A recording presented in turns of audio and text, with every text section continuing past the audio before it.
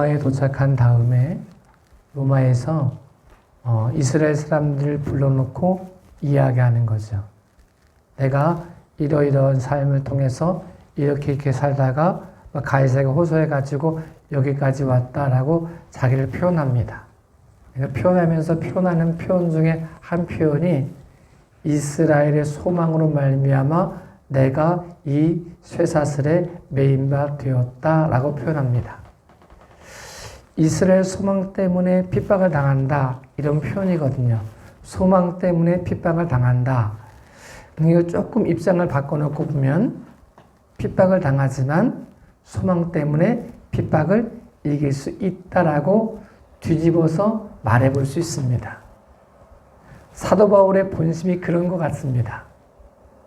유대인들에게 표현하기는 내가 율법 때문에 받는 것도 아니고 국민들을 우리 민족을 고발해서 받는 것도 아니고 여러 가지 이유가 있어서 받는 게 아니고 이스라엘의 소망 이것 때문에 내가 핍박을 받는다라고 표현하고 있지만 뒤집어서 말하면 내가 핍박을 당해도 이 소망 때문에 이길 수 있다라고 표현하는 것과 같습니다. 사도 바울에게 있어서 핍박이 오고 어려움을 당하고 절망적인 순간에도 그 모든 상황을 이겨낼 수 있었던 이유가 뭐냐? 하나님이 허락하신 소망 때문에 그렇습니다. 달려갈 길을 달려간다고 표현할 수 있는 달려갈 길이 있기 때문에 그렇습니다. 표대, 그리스도 예수를 향한 표대, 그분이 나에게 허락한 사명, 이것이 나를 다시 꿈틀거리게 하고 다시 심장을 뛰게 하고 다시 달려갈 수 있게 하고 핍박 중에도 낙심하거나 절망하지 않고 다시 일어설 수 있는 힘이 되었다라고 고백하고 있습니다. 우리의 삶도 우리의 땅을 살면서 세상과 똑같이 살려고 하면 핍박이 없을 수도 있습니다.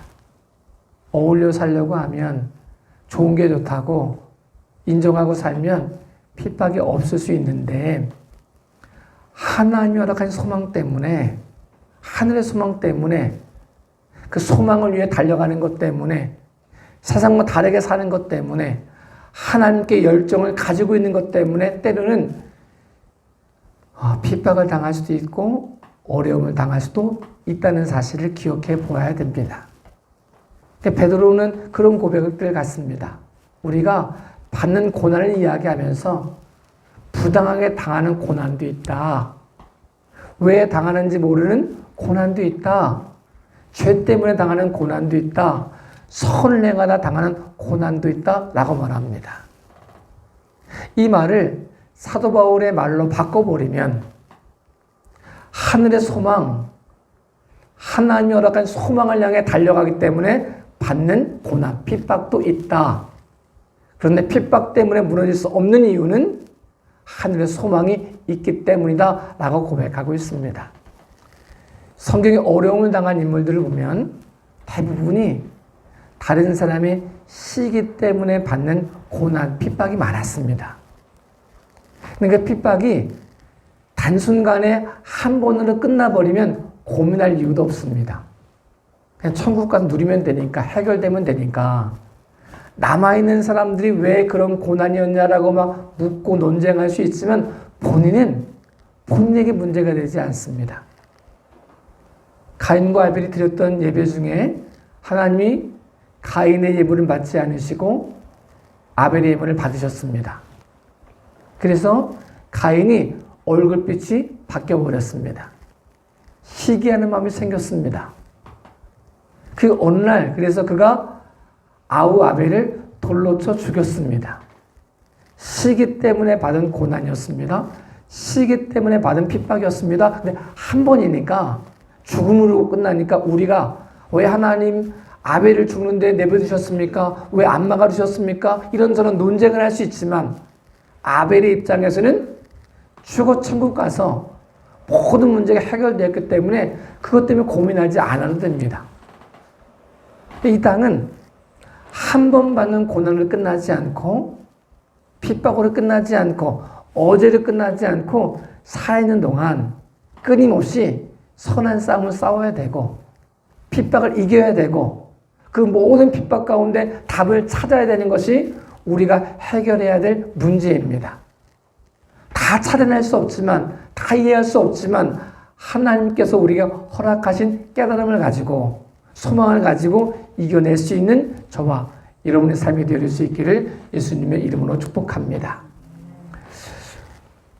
악을 행했으면 죄 때문에 받는 고난이다 라고 생각하면 사람은 그래도 그래 내가 죄 때문에 받지 덜 억울합니다.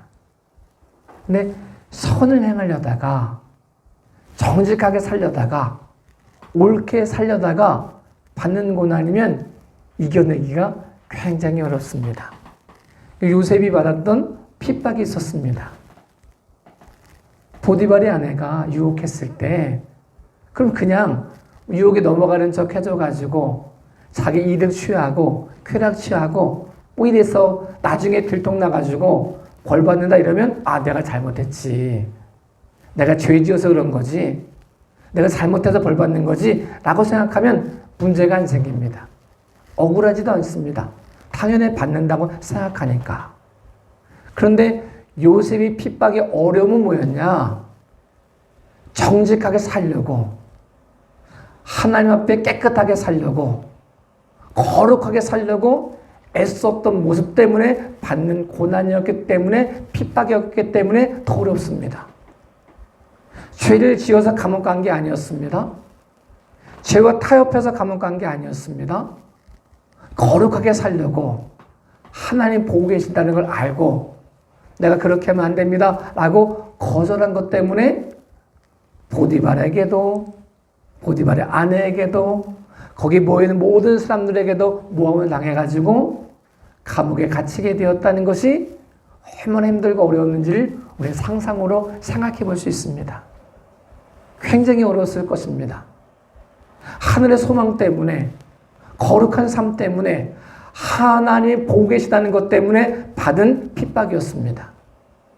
이 핍박 중에도 요셉이 낙심하거나 절망하지 않고 이 핍박을 이겨낼 수 있는 소망으로 다시 일어섰다는 사실을 우린 기억해 보아야 됩니다. 요셉에게 있었던 소망은 무엇이었을까?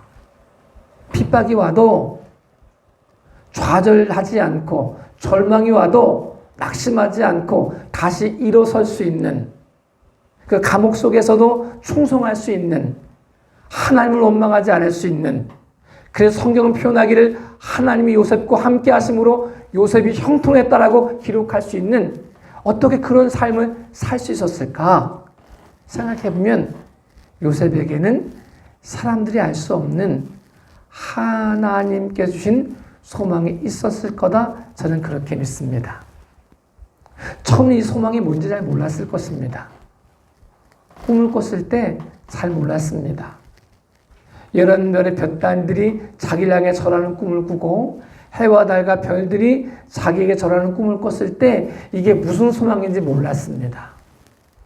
이게 뭘 말하는지 몰랐습니다.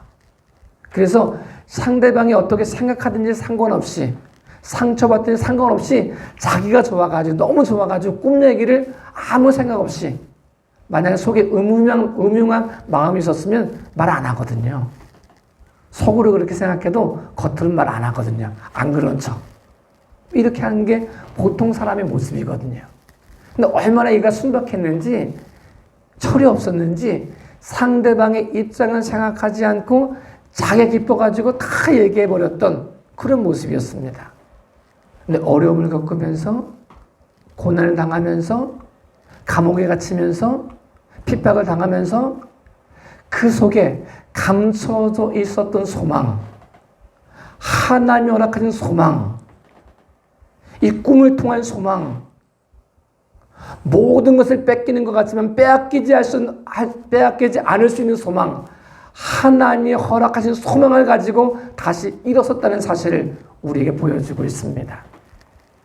저에게도 여러분에게도 세상에 빼앗아갈 수 없는 그 어떤 것을 빼앗기지 않는 하나님이 허락하신 소망으로 그 어떤 핍박도 그 어떤 고난도 이겨낼 수 있는 믿음의 귀하고 복된 삶이 되어질 수 있기를 예수님의 이름으로 축복합니다. 우리 심장 속에 새겨놓을 수 있는 하나님의 소망, 다른 사람을 살리고 섬기기 위한 소망이 우리에게 있으므로 어떤 핍박 속에서도 좌절하지 않고 낙심하지 않고 믿음으로 소망을 품고 승리하는 저와 여러분의 삶이 되어질 수 있기를 예수님의 이름으로 축복합니다. 우리가 핍박을 당한 것을 이야기할 때, 고난당한 것을 이야기할 때 욥에 대한 이야기를 할 수 있습니다. 욥이 받았던 핍박은, 고난은 사단의 시기였습니다. 하나님의 자랑이셨고 사단의 시기였습니다. 그래서 고난을 당했습니다. 핍박을 당했습니다. 그냥 어려움 당한 것만으로도 힘든데 생명과 같이 나눴던 친구들이 찾아와가지고 함께 7일 동안 아무 말 하지 않고 울어준 친구들이 비로소 입을 열면서 도리어 더 큰 아픔을 주기 시작했다는 것이 굉장히 어려움이었습니다. 사단이 주는 핍박은 그래도 참아낼 수 있습니다. 그런데 가까운 사람이 주는 어려움은 참 참기 어렵습니다. 어떻게 너마저 이럴 수 있냐라고 말할 수 있는 게 사람의 모습이었습니다. 욥이 범죄하기 때문에 받았던 핍박이 아니었습니다. 하나님께서 원하시는 뜻을 품고 소망을 품고 거룩하게 살려고, 감사하며 살려고 했던 모습 때문에 받은 핍박이었습니다. 뒤집어 놓고 생각해 보면 욥이 핍박을 받았기 때문에 넘어지지 않고 핍박 때문에 더 선명한 소망을 품었다는 사실을 우리가 생각해 볼 수 있습니다. 욥은 고백합니다. 나의 가는 길을 주님이 아십니다. 내게 이 과정을 다 겪고 나면 내 모습이 정금과 같이 됩니다. 이 고백을 가졌습니다. 이게 소망이었습니다. 욥에게 있어 이게 소망이었습니다. 이해할 수 없지만 왜 이런 고난이 왔는지, 왜 이런 핍박이 왔는지 다 이해할 수 없지만, 깨달아지지 않지만 하나님께서 원하시는 삶을 살고 이 과정을 겪고 이 과정 속에 내 삶이 변화되어지면 마침내 하나님이 원하시는 정금과 같은 신앙의 모습으로 나를 바꾸어 줄 것입니다. 이 고백이었습니다. 우리가 세상을 살면서 받는 고난을 다 이해할 수 없습니다. 남들이 받는 고난도 이해할 수 없습니다. 왜 내게 이런 일이 일어났는가? 하나님께 살아계시면 이럴 수 있는가? 말할 수 있는 게 사실 많습니다. 이해가 되지 않습니다. 용납도 되지 않습니다. 이것 때문에 낙심하고 절망하기도 합니다. 그러나 다 이해하지 못해도, 다 깨달아지지 않아도, 내가 다 할 수 없어도 하나님께서 허락하신 소망을 품고 이 모든 과정을 겪은 후에 우리가 알 수 없는 방법이지만, 이해할 수 없는 모습이지만, 이해할 수 없는 아픔이지만 이 모든 과정을 겪은 후에 하나님이 내 삶을 정금처럼 바꾸어 주실 것입니다. 이 소망을 품고 이해하지 못해도 믿음으로 소망을 품고 승리하는 저와 여러분의 삶이 되어질 수 있기를 예수님의 이름으로 축복합니다. 우리가 받는 고난, 핍박을 생각해 보면 우리가 부러워하는 사람들, 참 저 사람 참 부럽다 이렇게 생각해 보는데 속을 파고들면 그렇게 부러워하지 않을 수 있는, 참 어려웠구나, 참 아팠구나, 멀리서 보면 아름다운데 가까이서 보면 상처투성인 삶을 발견하게 됩니다. 그 대표적인 사람이 다윗입니다. 다윗은 하나님이 내 마음에 합한 왕이다 라고 말씀하실 만큼 인정받은 왕이었습니다. 다윗은 굉장한 사람이었습니다. 무술만 뛰어난 사람이 아니고 시도 잘 쓰고 악기도 잘 만들고 문물을 다 경비했던 당대에 있기 힘든 그런 사람이 다윗입니다. 다윗이 충성된 마음을 가지고, 만약에 범죄한 마음을 가지고 왕을 반역하는 마음을 가지고 핍박을 받았으면 내가 잘못했지, 내가 그때 그 마음 품으면 안 됐는데, 내 욕심 품으면 안 됐는데, 이렇게 하면서 자기를 그래도 이해할 수 있도록, 용납할 수 있도록 만들 수 있었을 텐데, 충성된 마음을 가지고, 최선을 다하는 마음을 가지고, 목숨을 걸고, 자기 삶을 투자했는데, 그것 때문에 받는 핍박이 있었기 때문에 얼마나 힘들었는지 상상해 볼 수 있습니다. 골리앗 앞에 선다는 게 쉽지 않은 거거든요. 평생을 전장터에서 누볐던 사람들도 두려워가지고 골리앗 앞에 나서지 못했는데, 소년 다윗이, 무기도 없는 다윗이, 갑옷도 없는 다윗이 목숨을 걸고 만군의 여호와 이름을 가지고 골리앗 앞에 선다는 게 쉬운 일이 아니었거든요. 그것 때문에 핍박을 당하기 시작했습니다. 사람들이 다윗을 칭송하니까 사울이 죽인 자는 천천히고 다윗이 죽인 자는 만만이다, 이 말을 하기 시작하니까 사울의 마음속에 시기하는 마음이 생겨가지고 다윗을 핍박하기 시작합니다. 죽이려고 합니다. 그 핍박을 받으면서 다윗이 핍박을 이겨내고 믿음을 지키고 거룩함을 지키고 달려갈 길을 달려갈 수 있었던 이유는 하나님께 허락한 소망이었습니다. 사명이었습니다. 다른 사람들은 다 잊어버렸어도 자기 속에 있는 마음, 사건 하나, 평생을 가슴속에 되새겨진 사건 하나가 있었습니다. 빼앗길 수 없는 소망이 있었습니다. 그 모습이 뭐냐면 사무엘이 자기 이세의 가족, 자기 형제들을 다 모아놓고 기름을 붓는 장면에서, 예배드리는 장면에서 거기도 없었던 자기, 양을 지키기 위해서 그 자리에 없었던 자기를 불러다가 하나님이 택하셨다라고 말씀하시고 기름을 부어 왕 삼으셨던 이 소망, 나를 위한 소망이 아닌, 내가 왕 된다는 소망이 아닌, 내가 왕 되는 모습을 통하여 이스라엘을 회복시키시고 하나님 나라를 회복시킨다는 소망이 다윗에게 있었습니다. 광야 속에서도 도망다니면서도 낙심하거나 절망하지 않고 사울을 죽일 기회가 있었음에도 불구하고 사울을 죽이지 않고 끝까지 묵묵히 핍박을 당하고 고난을 당하고 묵묵히 그 길을 걸어갈 수 있었던 이유는 하나님을 신뢰했기 때문에 그렇습니다. 하나님이 허락한 소망을 품고 있었기 때문에 그렇습니다. 나를 왕 삼으셔서 이 나라를 치리하시고 여호와의 영광을 선포하실 하나님에 대한 소망, 이 나라에 대한 소망, 이스라엘에 대한 소망, 블레셋을 이기게 하시고 승리하게 하신다는 이 소망을 품고 있었기 때문에 가능했습니다. 그 블레셋 땅에 몸을 망명을 해가지고 거기서 살면서 성경 기록하고 있지 않지만 다윗이 한 일이 뭐냐면 그 당시 사울 왕이 지나고 다윗이 왕 되면서 문명이 바뀌었거든요. 청동기 문명에서 철기 문명으로 바뀌었거든요.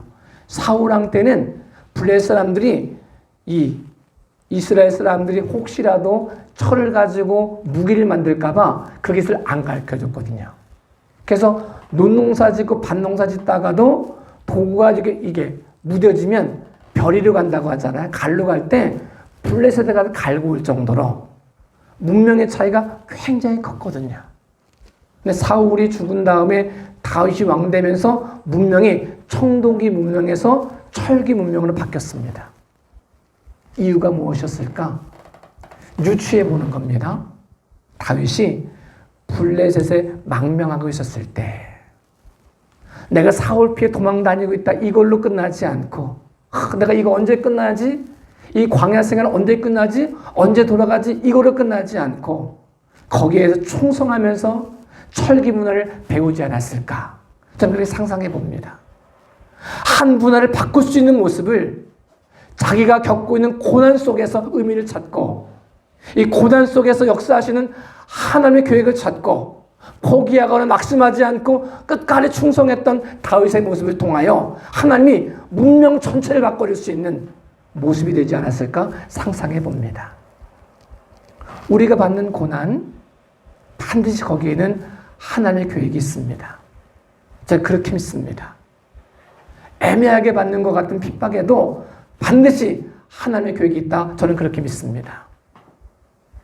이 모든 과정 속에서 하나님이 허락하신 소망을 품고 모든 소망을 가지고 하나님이 허락한 소망을 가지고 모든 핍박을, 모든 어려움을, 모든 고난을 이겨낼 수 있는 믿음의 귀하고 복된 삶이 되어질 수 있기를 예수님의 이름으로 축복합니다. 하늘의 소망을 품은 사람들은 달라야 됩니다. 싸움의 적이, 싸움의 대상이 무엇인지 정확히 알아야 됩니다. 예레미야가 그냥 이스라엘 마지막 왕이 시드기야 왕인데 시드기야 왕 당시에 득세했던 정치인이 친애굽파였습니다. 그러면 자기 인생 생각하면 그냥 애굽파 말처럼 애굽이 도와준다. 바벨론 안 온다. 우리 이긴다. 하나님이 함께 하신 나라 누가 건드리겠냐. 이런 이야기, 듣고 싶은 이야기 이거 다 들려줘가지고 자기 이익을 취할 수 있는 모습이 예레미야의 모습이었습니다. 예레미야가 하나님의 소망 품고 이야기하기 시작합니다. 바벨론이 몰려옵니다. 애굽은 도와주지 않습니다. 우린 바벨론에 망합니다. 바벨론에 항복하는 것이 우리가 살 길입니다. 이것 때문에 핍박을 받았습니다. 매국노 이런 말 들었습니다.